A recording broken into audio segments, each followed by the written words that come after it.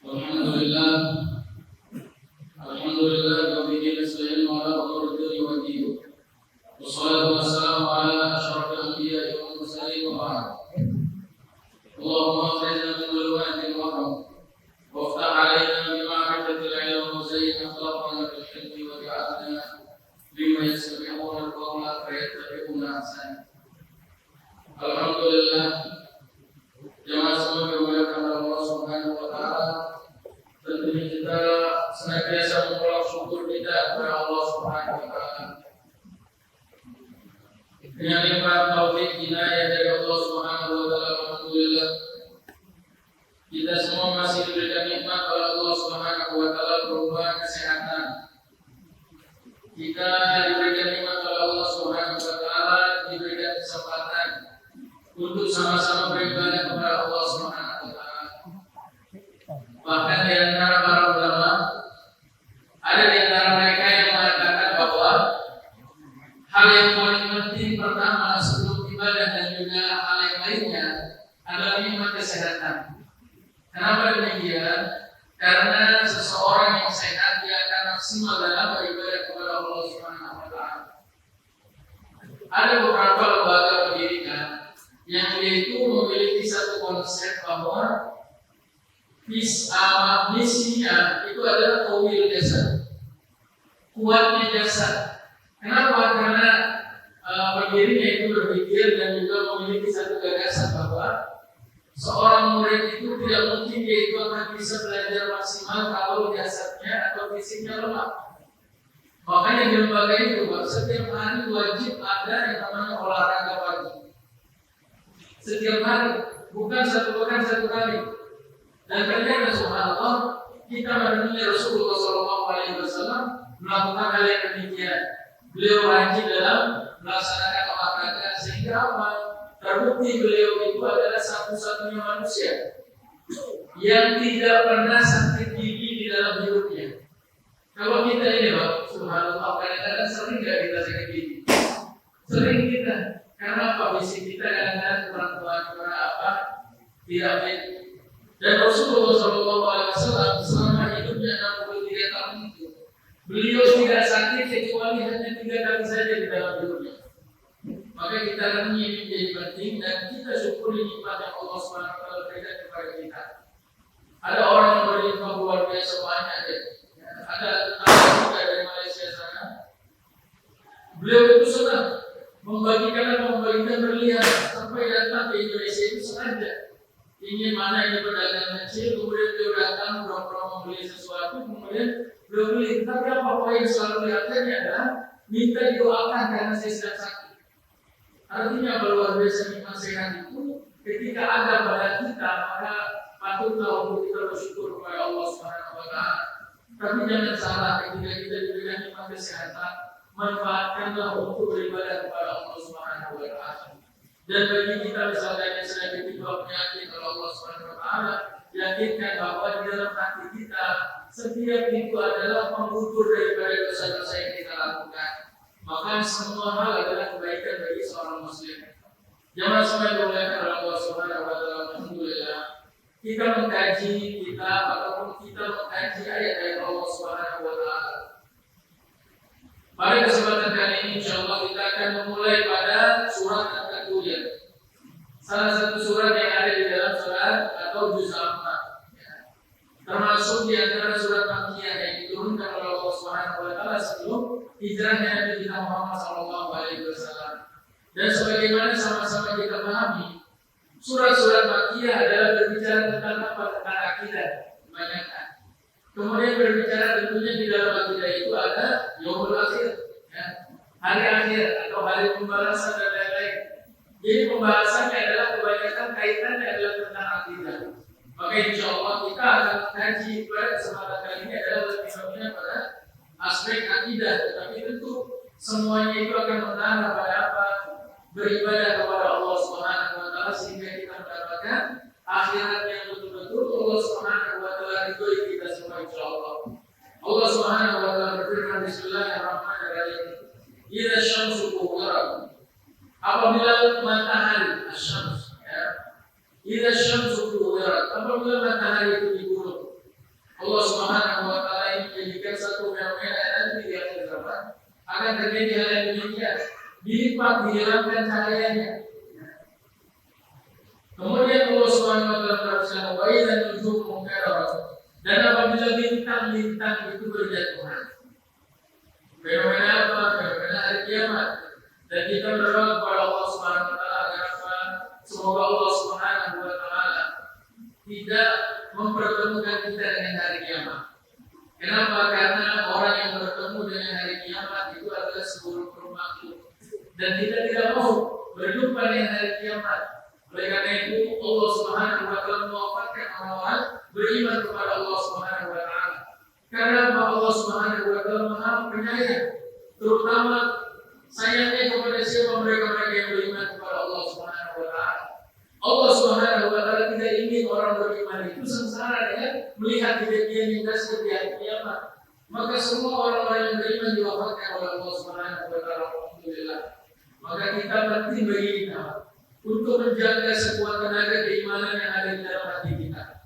Kalau kita renungi subhanallah, hati itu kan memiliki 4 layar, 4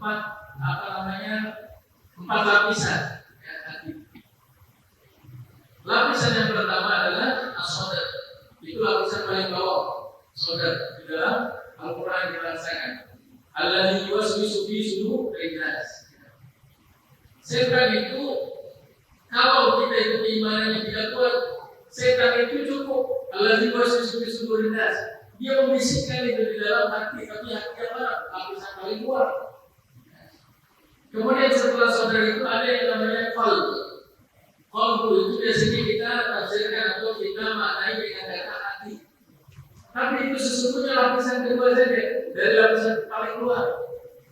Dan iman itu ya mulai masuk ketika apa? Ketika di sini. Ya. Orang misalkan orang sudah mulai tertarik kepada Islam, hatinya itu sudah terbentuk qalbunya tadi. Maka dakwah kita itu, dakwah kita kepada orang Muslim misalkan, hanya bisa menyentuh pada lapisan ini. Hanya mampu menyentuh pada lapisan ini. Kemudian ketika dia sudah menerima, kemudian kita jelaskan tentang agama kita, baru mereka itu masuk pada lapisan-lapisan setelahnya. Maka lapisan yang kedua jadi al-qalb. Kemudian lapisan yang ketiga adalah fuad. Ya, fuad. Lapisannya lebih dalam lagi. Perlu itu dikuatkan dengan ilmu. Dengan ilmu. Jadi subhanallah, seseorang semakin bertambah keimanannya dengan apa? Dengan penelitian yang dia lakukan, ternyata betul apa yang dia teliti ada di dalam Al-Quran, atau masuk di keimanan ke dalam fuadnya. Orang yang melihat satu fenomena luar biasa, dia membaca fenomena itu sampai pada apa? Pada fuad tadi. Kemudian yang terakhir itu adalah al-lub. Maka Allah Subhanahu wa taala menyampaikan di dalam firman-Nya, "Fa'tabiru ya ulil albab." Alhamdulillah ini orang-orang yang memiliki lapisan hati yang paling dalam. Walaupun memang ditafsirkan orang-orang yang berakal, tapi akalnya itu berfungsi karena apa? Karena kebersihan hati yang ada di dalam dirinya, di dalam jiwanya.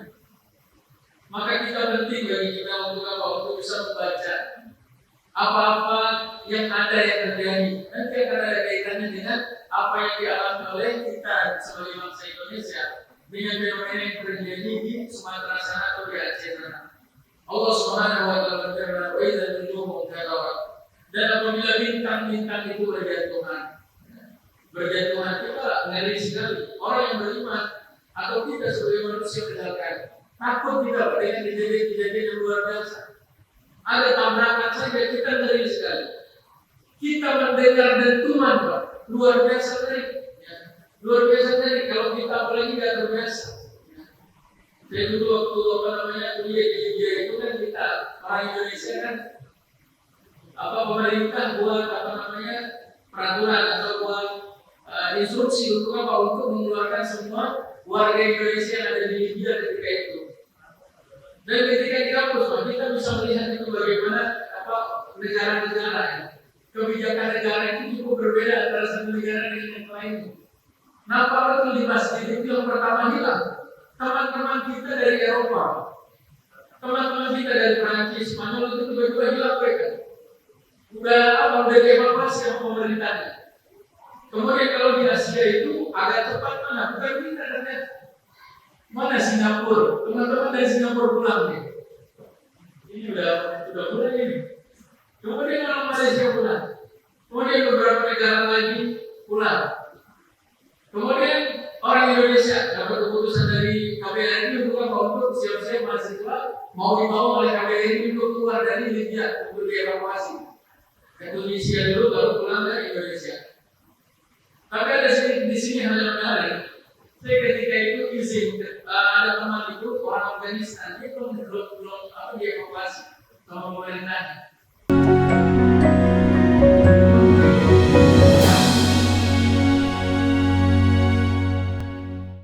Ada Muhammad mau pulang, saya mau pulang.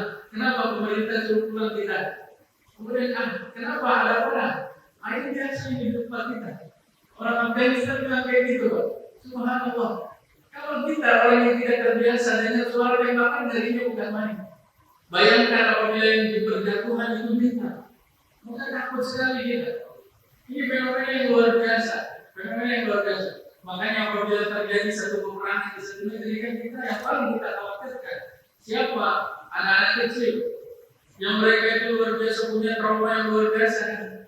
Kemarin tanggal 8 Desember, saudara kita dari Syria itu kan baru merayakan 1 tahun penaklukan mereka itu. Karena selesai dari rezimnya Bashar al-Assad. Di antara yang disuruh untuk berbicara itu anak kecil yang dulu tahun 2012 itu dia bercerita. Dengan tangis kemudian dia terekam oleh video, dia menceritakan Bashar al-Assad fatalna. Bashar al-Assad membunuh kami. Dia membunuh 10 menit sebelum ini membunuh ibu saya. Diceritakan itu luar biasa. Jadi mengerikan memang. Suara tembakan, suara bom itu kita takut semuanya. Apa aja yang lebih dahsyat daripada itu? Maka bayangkan bahwa hari kiamat itu seperti itu. Jadi bintang jatuh. Apa yang terjadi itu Allah Subhanahu wa taala gambarkan di dalam Al-Qur'an ini. Wa idzal jibalu suyirat. Dan apabila gunung-gunung itu dihancurkan. Subhanallah. Kita melihat di media sosial bagaimana Allah Subhanahu wa taala takdirkan gunung-gunung yang longsor yang ada di Sumatera, di Aceh itu luar biasa takut. Ngeri sekali. Jadi fenomena kejadian dari kiamat itu berkali-kali lipat dengan apa yang kita saksikan hari ini. Jadi mengerikan. Kalau orang yang sudah mengatakan dia masuk pada lub dari fakta dulu ya boleh tetap. Maka ambillah ibrah wahai pemilik hati yang paling dalam. Maka berpikirlah wahai orang-orang yang berpikir, orang yang memiliki alfa kepada Allah Subhanahu wa taala, agar apa adanya kejadian itu Allah Subhanahu wa taala menyelamatkan siapa? Mereka-mereka yang beriman kepada Allah Subhanahu wa taala. Maka kita berjuang bagaimana kita menguatkan keimanan kita agar tidak berjumpa dengan hari kiamat. Kalau seandainya kejadian itu bukan hari kiamat, maka Allah Subhanahu wa taala jadikan kita orang-orang yang memilih roh. Apabila kita itu menjadi orang yang korban tadi, maka kita menjadi orang-orang yang bisa juga mengambil roh, dan apabila kita wafat, kita berupaya untuk menjadi orang-orang yang terbaik menerima takdir Allah Subhanahu wa taala. Karena ada orang yang meninggal dalam keadaan yang terbaik juga ketika musibah kemarin. Bagaimana ada seorang ibu yang masih mengenakan mukena sama Allah, dan kita yakin insya Allah kemungkinan besar yang beliau sedang melaksanakan sholat atau selesai melaksanakan sholat masih mengenakan mukena. Ada orang yang juga masih dalam keadaan sholat, ada orang yang sedang berzikir, ada orang yang menjaga anaknya, bagaimana menurut anaknya. Itu kematian-kematian al-mawdu'ah yang balaslahu muta'adim. Kematian itu satu, tetapi sebab itu bisa banyak. Tapi ada orang-orang yang meninggal menjemput takdirnya dengan cara yang terbaik dalam keadaan beriman kepada Allah Subhanahu wa taala. Ada di dalam sebuah ayat. Inna Allah Ta'ala idza ahabba 'abdan tawaffahu 'ala al-Islam. Sesungguhnya Allah Subhanahu wa taala jika mencintai seorang hamba, diwafatkan hamba tersebut dalam keadaan dia itu seorang muslim. Jadi kalau dia membawa keadaan keislamannya, insya Allah dia meninggal dalam keadaan yang terbaik. Wa idzal jibalu suyirat wa idzal 'arsyu mu'attilat. Dan apabila unta-unta yang unta-unta yang sedang hamil itu ditinggalkan. Apa maksudnya? Orang-orang itu ada. Orang-orang Arab itu di antara kenikmatan atau harta paling berharga bagi mereka. Dan kita tahu bahwa saya pernah menjelaskan kekayaan dimaknai oleh orang yang ada di satu tempat kadang-kadang berbeda dengan tempat yang lain. Orang-orang Mekah, kalau ditanya apa harta yang paling berharga saat itu apa harta yang paling berharga? Unta, mereka menjawab. Orang Madinah beda lagi, kalau ditanya apa harta paling berharga menurut kalian, mereka akan menjawab pohon kurma. Kenapa? Karena harta itu dalam bahasa Arab adalah amal. Mayamilu ilaihi insan. Orang-orang itu contoh pada apa? Ya, kalau orang itu contoh pada pohon kurma, maka harta paling berharga bagi mereka adalah pohon kurma. Nah, Allah Subhanahu wa taala menggambarkan ini surat Al-Anbiya. Allah Subhanahu wa taala menggambarkan bahwa idza asyara apabila unta-unta yang mungkin ditinggalkan. Artinya apa? Orang yang memiliki harta tadi, harta yang berharga kan unta. Kemudian dia mendapat untanya itu sedang hamil. Senangnya luar biasa karena akan mendapatkan harta lagi dari apa yang dia miliki. Jadi dalam keadaan yang dahsyat, apa yang paling berharga pun akan ditinggalkan. Akan ditinggalkan untuk apa? Untuk menjaga dirinya. Jadi subhanallah, seseorang itu kan dikatakan kenapa di dalam Al-Quran Allah Subhanahu wa taala banyak sekali di dalam ayatnya menceritakan wajahidu bi amwalikum wa anfusikum. Berjihadlah kalian dengan harta dan jiwa kalian. Kenapa tafsirnya begitu? Kenapa demikian? Di antara ulama ada yang mengatakan tafsir daripada ayat-ayat yang demikian ingin memberikan penjelasan bahwa seseorang itu kadang dia itu mencintai hartanya dibandingkan jiwanya. Tapi tidak semua ayat demikian. Ada juga yang mendahulukan jiwa dibandingkan harta. Termasuk dalam posisi seseorang ketika dia dalam keadaan ketakutan, dia akan meninggalkan apa-apa yang berharga baginya. Kenapa? Karena dia ingin menyelamatkan jiwanya, ingin menyelamatkan dirinya. Dan itu kita melihat di dalam fenomena kejadian-kejadian yang terjadi di tengah-tengah kita. Wa idza yasharu wa idza al-qulusu ushirat. Dan apabila binatang-binatang dalam bahasa Arab wahash itu artinya binatang liar yang sangat liar. Dan apabila binatang-binatang liar itu dikumpulkan, kenapa dikumpulkan? Ketika nanti kita semua dibangkitkan oleh Allah Subhanahu wa taala, semua kita itu akan meminta pertanggungjawaban. Apabila ada orang yang menzalimi orang lain, dan orang yang menzalimi itu akan meminta pertanggungjawaban kepada kita. Dan Allah Subhanahu wa taala menerangkan tentang apa? Tentang binatang-binatang pun demikian. Jadi mereka itu nanti dibangkitkan, kemudian mereka itu meminta apabila ada yang menzalimi ataupun yang mencakar binatang yang lainnya, nanti akan membalas. Kemudian setelah selesai semuanya menjadi tanah. Begini tafsir. Ini subhanallah. Allah Subhanahu wa taala memberikan penjelasan kepada kita. Kenapa? Karena kita perlu juga untuk melihat makhluk-makhluk yang ada di tengah-tengah kita. Kemudian bagi al-bihar Allah Subhanahu wa taala menyampaikan, dan apabila wa izal bihar, al-bihar itu artinya adalah lautan-lautan dimanaskan. Bayangkan laut dimanaskan dan dijadikan api oleh Allah Subhanahu wa taala. Ketika kita merenungi bahwa apakah kita bisa melewati fenomena-fenomena yang demikian, kemudian seseorang itu nanti akan mempertanggungjawabkan amalannya tentunya. Kemudian mana dia itu lebih pantas masuk ke dalam neraka atau masuk ke dalam surga Allah Subhanahu wa taala. Oleh karena itu para sahabat, mereka itu kan kita yakini mereka adalah orang-orang mulia. Sayyidina Abu Bakar As-Siddiq radhiyallahu anhu, beliau itu orang yang sangat mulia. Orang yang paling mulia setelah siapa? Setelah Rasulullah sallallahu alaihi wasallam. Dari kalangan umat Nabi Muhammad sallallahu alaihi wasallam. Tapi ketika beliau itu ditanya kapan kau itu merasa tenang ya Abu Bakar, kemudian beliau menyampaikan ketika satu kaki ini sudah melangkah di dalam surga Allah Subhanahu wa taala. Artinya tetap ada ketakutan yang menghampiri diri beliau karena khawatir masuk ke dalam neraka Allah Subhanahu wa taala. Padahal beliau termasuk di antara atas 10 sini yang berjaga. Satu di antara 10 orang yang sudah dijamin oleh Nabi Muhammad SAW masuk ke dalam surga Allah Subhanahu Wa Taala. Salah satunya siapa? Abu Bakar Siddiq. Ya. Di dalam sebuah riwayat beliau bersama Nabi Ibrahim alaihissalam. Kemudian Umar bin Khattab. Kita tahu bagaimana keadaan Umar bin Khattab radhiyallahu anhu, tapi beliau tetap memiliki ketakutan. Ketakutan akan masuk ke dalam nerakanya Allah Subhanahu Wa Taala. Beliau pernah satu waktu mendapati istrinya itu wangi sekali. Kemudian beliau itu bertanya, kamu dapat parfum dari mana? Kemudian istrinya ini mengatakan bahwa di di depan gudang Baitul Mal, parfum itu jatuh. Kemudian aku menolak kain kulit jatuhan itu. Kemudian kepada Umar cuci pakaian. Jangan sampai aku takut nanti dimintai pertanggungjawaban di hadapan Allah Subhanahu Wa Taala karena sebab harta kaum muslimin yang kau gunakan.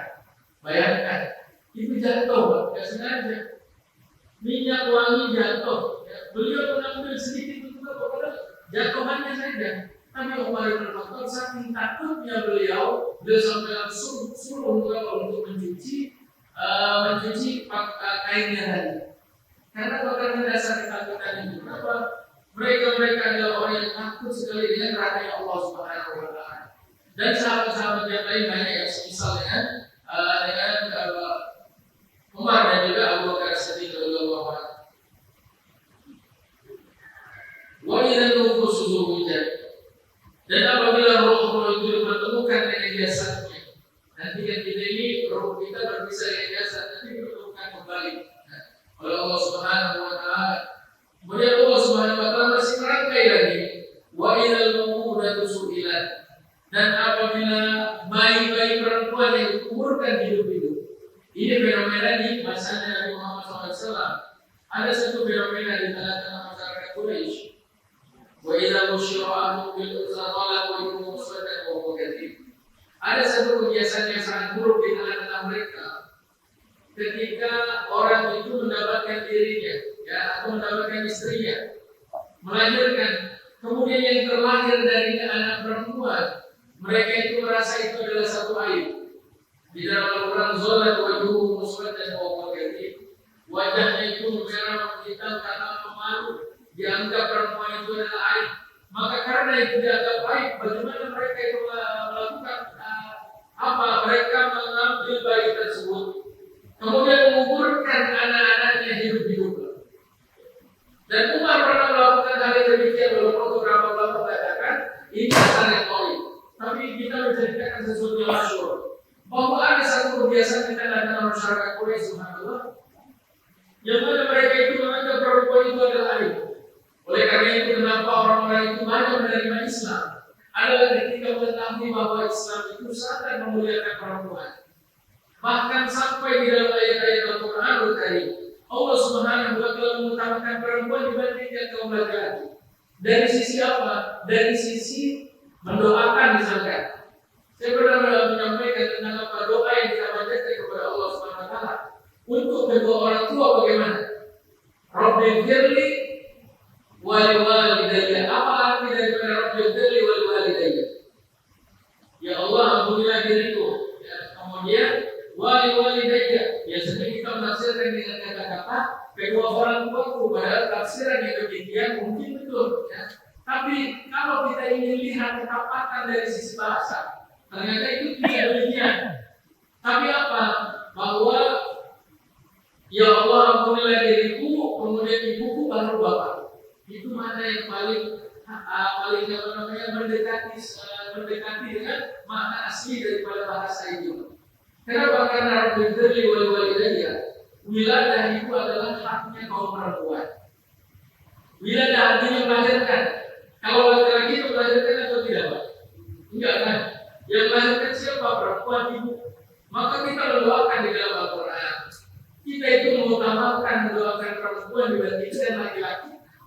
Maka Islam betul-betul memuliakan kaum perempuan di atas kaum laki-laki.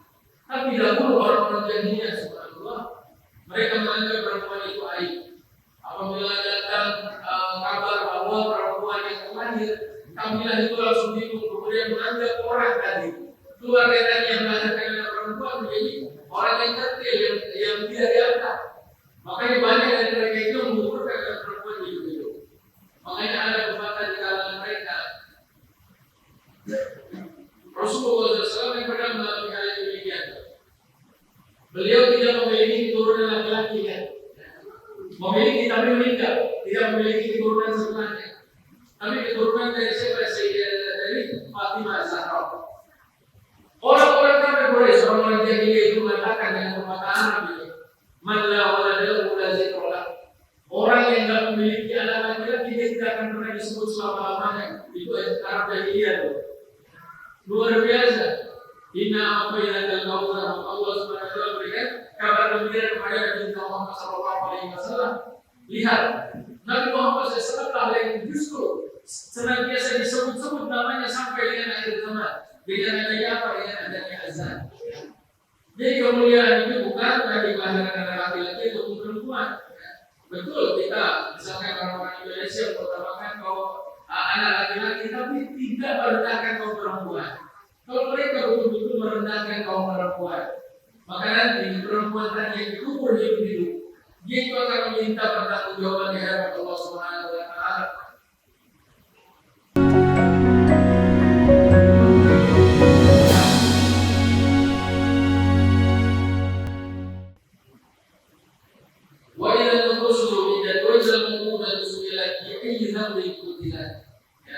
Dengan atas dasar apa itu dibunuh?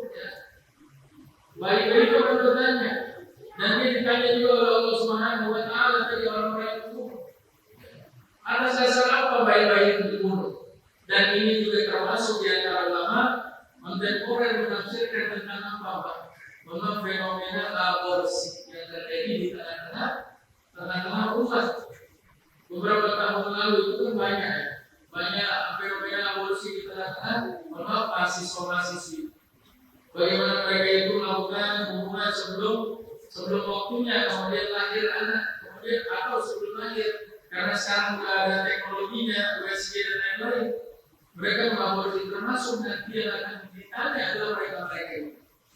Mereka akan ditanya oleh Allah Subhanahu wa taala, dan bayi-bayi terutama yang sudah lebih daripada 4 bulan, dia akan meminta pertanggungjawaban di hadapan Allah Subhanahu wa taala kepada orang tuanya yang mengaborsi tadi. Orang tuanya yang mengaborsi tadi. Bi ayyi dhanbin qutilat wa idza as-suhuf syirat. Dan lembaran Allah Subhanahu wa taala yang apabila lembaran catatan amal dibuka lebar-lebar, semua orang bisa melihat catatan amalnya masing-masing. Maka subhanallah, kenapa kita berikhtiar sebisa mungkin kita memanfaatkan waktunya untuk memanfaatkan waktu kita dengan melaksanakan kebaikan demi kebaikan. Kesempatan bisa melakukan kebaikan adalah kesempatan yang baik dari Allah Subhanahu wa taala. Dan apabila kita silap, kita salah misalkan, jatuh kita balik ke khilafah, kita melakukan satu keburukan, kita melakukan satu dosa. Apa kata Nabi Muhammad SAW? Wa aqdi bis-sayyi'at al-hasanata tamhuha. Dan ikutilah perbuatan buruk kalian dengan perbuatan baik yang jauh lebih banyak. Karena kadang-kadang kita ini manusia, kita kerap kali melakukan dosa. Kadang-kadang kita melakukan dosa, subhanallah, satu hari ini kita melakukan dosa. Tapi Allah Subhanahu wa taala memberikan kesempatan untuk apa? Menutup dosa itu dengan kebaikan yang kita lakukan yang lebih banyak dibandingkan dosa yang kita lakukan.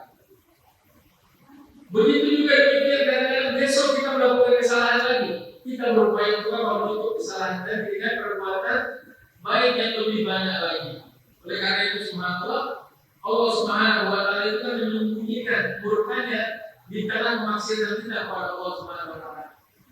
Karena kalau tidak, misalkan kita melakukan dosa, langsung diazab oleh Allah Subhanahu wa taala, selesai kita.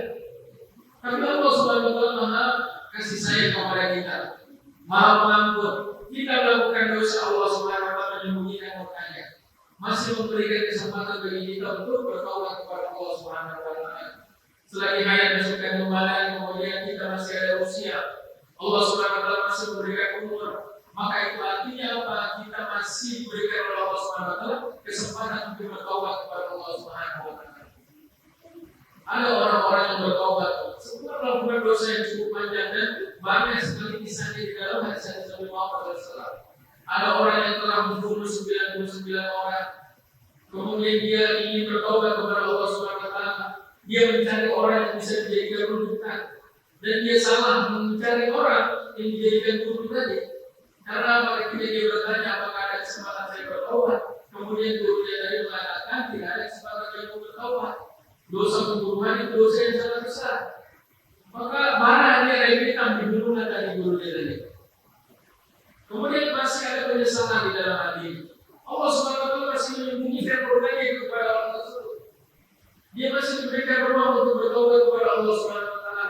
Akhirnya dia mencari lagi orang yang bisa dijadikan rujukan. Maka dicari dan bertemulah dia dengan seseorang. Apakah ada kesempatan bagi saya untuk bertobat? Kemudian orang tersebut mengatakan, Allah Subhanahu Wa Taala itu Maha Pengampun. Kesempatan bertobat itu masih terbuka lebar. Tapi saya memberikan saran kepada juga untuk berhijrah dari tempat lalu menuju tempat yang baru, yang banyak orang-orang baik di sana. Akhirnya dia mengikuti bertobat kepada Allah Subhanahu Wa Taala. Kemudian di tengah perjalanan dia diwafatkan oleh Allah Subhanahu Wa Taala. Bahkan di dalam hadis kita Riyadhus Shalihin, Allah Subhanahu Wa Taala menetapkan satu jengkal lebih dekat kepada tempat hijrahnya tadi, maka dimasukkan ke dalam surga Allah Subhanahu Wa Taala. Maka kesempatan taubat itu masih terbuka lebar. Catatan amal kita itu kita akan melihat masing-masing. Karena setiap kita itu kan punya syariat namanya kaset. Kita hitung itu mulai kapan? Hitungan dosa kita dimulainya startnya adalah setelah balik. Ya. Tapi catatan kebaikan kita itu sudah start sebelum kita itu balik. Ya. Jadi kalau ada anak yang belum balik, kemudian dia sudah melakukan kebaikan, itu sudah dapat bonus dari Allah Subhanahu Wa Taala itu. Karena orang yang melakukan kebaikan sebelum balik adalah pahala untuk dia dan kedua orang tuanya. Kemudian anak yang sudah melewati balik adalah amalnya untuk dia, perbuatan dosanya juga untuk dia. Nah, jadi seseorang itu sebetulnya setelahnya dia sudah mendapatkan poin dari Allah Subhanahu Wa Taala. Jadi bukan kosong itu sebetulnya. Setelah balik kita sudah melakukan kebaikan, tapi kebaikan ini kadang-kadang terhapus karena dosa yang dilakukan.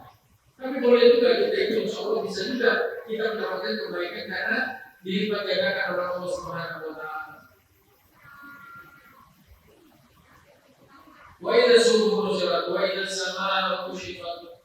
Allah Subhanahu Wa Taala menyampaikan dan apabila langit itu dilenyapkan, dicabut dari tempatnya, laksana seperti kulit dicabut dari tubuhnya, atau di sini diibaratkan sebagai kambing. Wa idza jahim su'arat, dan apabila neraka jahim dinyalakan oleh Allah Subhanahu Wa Taala. Wa idza jannatu uzlimat, dan apabila surga yang Allah Subhanahu Wa Taala diletakkan. Jadi nanti dibangkitkan semua fenomena-fenomena hari kiamat tadi, kemudian hari kebangkitan, kemudian kita sudah berada di depan mata kita antara surga atau neraka Allah Subhanahu Wa Taala. Maka apa yang nanti akan membuat seseorang itu bisa masuk ke dalam neraka atau ke dalam surga Allah Subhanahu Wa Taala? Alimatun summa orang. Allah Subhanahu Wa Taala menyampaikan setiap jiwa pada saat-saat yang disebutkan sebelumnya dengan lafal-lafal yang atas. Allah Subhanahu Wa Taala menjadikan akan mengetahui apa yang telah dikerjakan, kebaikan atau keburukan. Maka mari sama-sama kita terakhir sebelum dan tutup. Poinnya adalah mari sama-sama kita terus senantiasa untuk memuhasabah diri kita. Muhasabah itu artinya apa? Menghisab. Menghisab itu artinya apa? Mengevaluasi. Umar bin Khattab radhiyallahu anhu beliau menyampaikan hasibu anfusakum qabla an tuhasibu. Hisablah diri kalian sebelum nanti kalian dihisab oleh Allah Subhanahu Wa Taala. Maksud dari kata hisab ini adalah evaluasi. Evaluasinya seseorang itu kapan dilakukan? Bisa dilakukan setiap saat, bisa dilakukan setiap hari, bisa dilakukan setiap bulan ataupun seterusnya. Tapi yang paling baik adalah semakin dekat atau semakin pendek muhasabahnya, maka semakin baik. Sahabat Nabi itu kebanyakan dari mereka menghisab dirinya adalah setiap hari sebelum tidur. Jadi kalau kita sebelum tidur, kita itu menghisab kira-kira hari ini saya itu evaluasi ya. Kita mengevaluasi diri kita. Kira-kira hari ini apa saja amalan yang kita lakukan. Apakah saya pernah menzalimi orang hari ini, kalau seandainya menzalimi maka besok azamkan untuk apa meminta maaf kepada orang tersebut. Apabila ada orang yang apabila ada orang yang menzalimi dia mengevaluasi, kira-kira saya memaafkan. Ya. Makanya ada di antara sahabat itu yang mengatakan Allahumma tasaddaqtu bi rabbi. Ya Allah, aku bersedekah dengan kehormatanku. Maksudnya apa? Apabila ada orang yang menzalimi dia memaafkan. Jadi di antara sifat orang yang bertakwa kepada Allah Subhanahu wa taala adalah dia senantiasa memaafkan. Kemudian dia muhasabah lagi, mengevaluasi tentang amalan ibadahnya. Kira-kira bagaimana saya selama 1 pekan misalkan. 1 pekan bagaimana tentang tahajud saya? Apakah kita melaksanakan 7 kali dalam 1 pekan sholat tahajud? Misalkan kita baru melaksanakan 1 hari, berarti kita dapat pekan depannya 2 hari atau 3 hari. Kemudian kita melihat tentang sholat Tuhan kita, pokoknya intinya kita memeriksa setiap amal-amal kita. Dan itu adalah satu perbuatan yang baik yang diajarkan oleh para sahabat radhiyallahu anhum ajma'in. Wallahu a'lam bishawab. Mungkin sampai sini terlebih dahulu kajian kita.